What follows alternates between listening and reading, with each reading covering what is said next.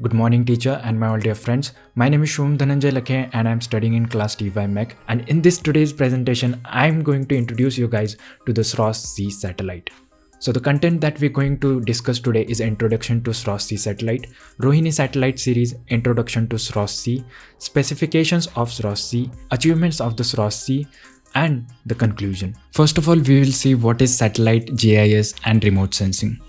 A satellite is an object in a space that orbits or circles around a bigger object. There are two kinds of satellites, natural such as Moon orbiting the Earth, or artificial such as International Space Station orbiting the Earth. Artificial satellites, however, did not come into a reality until mid-20th century. The first artificial satellite was Sputnik, a Russian beach ball-sized space probe that lifted off on October 4th, 1957. Satellites can be classified by their function since they are launched into space to do a specific job. The satellite must be designed specially to fulfill its role.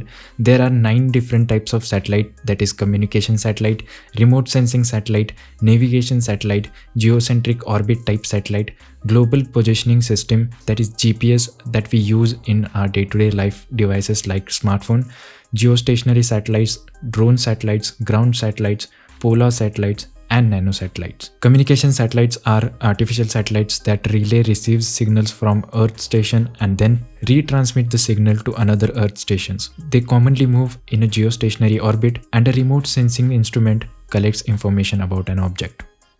Now, what is remote sensing? It is a process of detecting and monitoring the physical characteristics of an area by measuring its reflected and emitted radiations at a distance, typically from satellite or an aircraft. Especially cameras collect remotely sensed images which help researchers sense things about the Earth. Some examples are cameras on satellites and airplanes take images of large areas on Earth's surface, allowing us to see much more than we can see when standing on the ground. Sonar systems on the ships can be used to create images of the ocean floor without needing to travel to the bottom of the ocean. Cameras on satellites can be used to make images of temperature images in the oceans.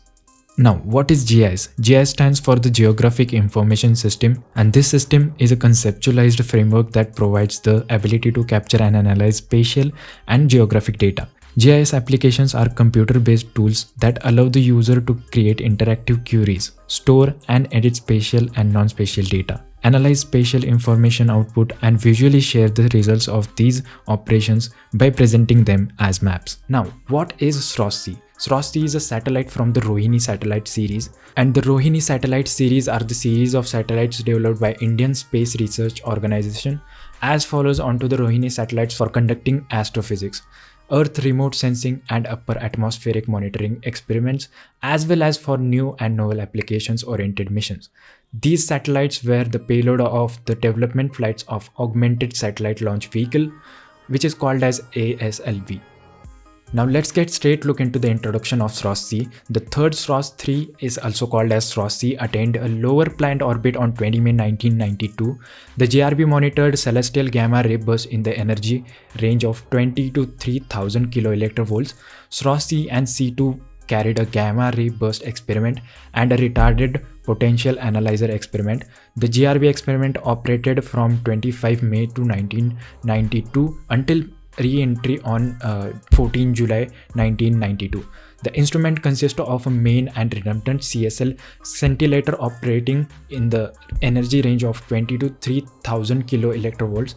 The crystals were 76 mm and 37 mm in diameter, and this satellite collected the spectral and temporal data in the different type of resolutions, and the RPA measured temperature, density and characteristics of the electrons in the Earth's ionosphere. The GRB experiment computer system used the RCA-CDP-1802 microprocessor. Now, if we talk about the specifications of the SROSS-C, it was the first satellite successfully orbited by ASLV, that is Augmented Satellite Launch Vehicle, and the mission was experimental. The weight of this satellite was 106.1 kgs and the onboard power was 45 watts.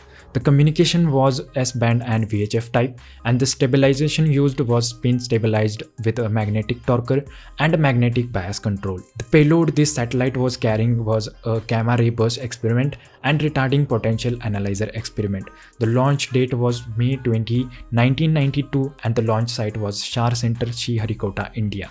The launch vehicle was Augmented Satellite Launch Vehicle, and the orbit was 267 into 391 kilometers. The mission life of this satellite was 2 months and re-entered on July 15, 1992. Now let's talk about the achievements of SROSS-C satellite. The lifetime of this satellite was May 1992 to July 1992.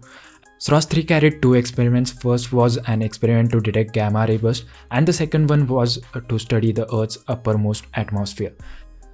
The science highlight of this satellite was it detected 8 candidate gamma ray bursts. The conclusion we got from the study of SROSS-C satellite is that the satellite SROSS-C had a lifespan of 55 days, during which the GRB detector performed very well, recording in all 53 event triggers.